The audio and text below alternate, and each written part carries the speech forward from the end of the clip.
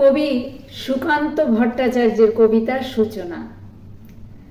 কবিতাটিতে কবি ভারতবর্ষকে অহল্যার সাথে তুলনা করেছেন।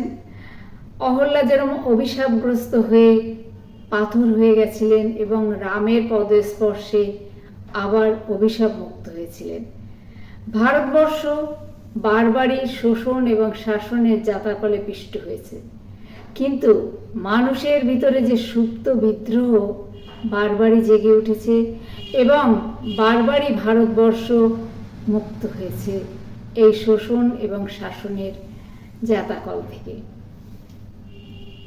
সেই কবিতা সূচনা কবি সুকান্ত ভট্টাচার্য।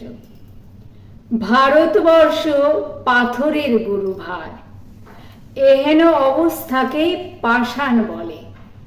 অস্থিরীভূত দেশের নীরবতায় এক ফোঁটা নেই অশ্রু ও সম্বল। অহল্যা হলো এদেশ কার পাপে? ক্ষুধার কান্না কঠিন পাথরে ঢাকা, কোনো সাড়া নেই আগুনের উত্তাপে। এ নৈঃশব্দ ভেঙেছে কালের চাকা। ভারতবর্ষ কার প্রতীক্ষা করো? কান পেতে কার শুনছ পদধ্বনি? বিদ্রোহে হবে পাথরেরা থর থর, কবে দেখা দেবে লক্ষ প্রাণের খনি।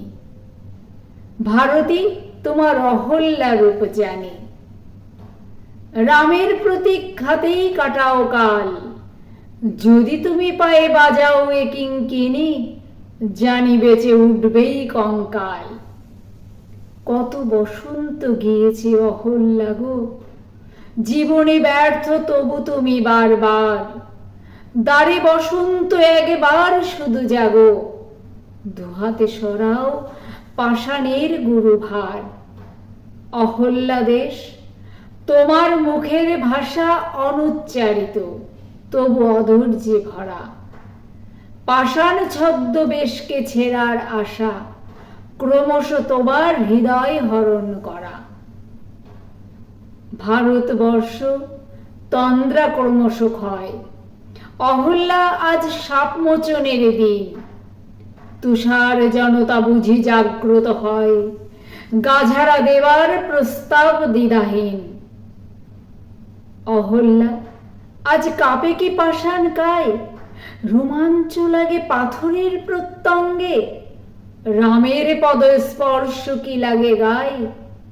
অহল্যা যেন আমরা তোমার সঙ্গে, অহল্যা যেন আমরা তোমার সঙ্গে। নমস্কার, শুভরাত্রি। সবাই খুব ভালো থাকবেন, সুন্দর থাকবেন, সুন্দরের সাথে থাকবেন।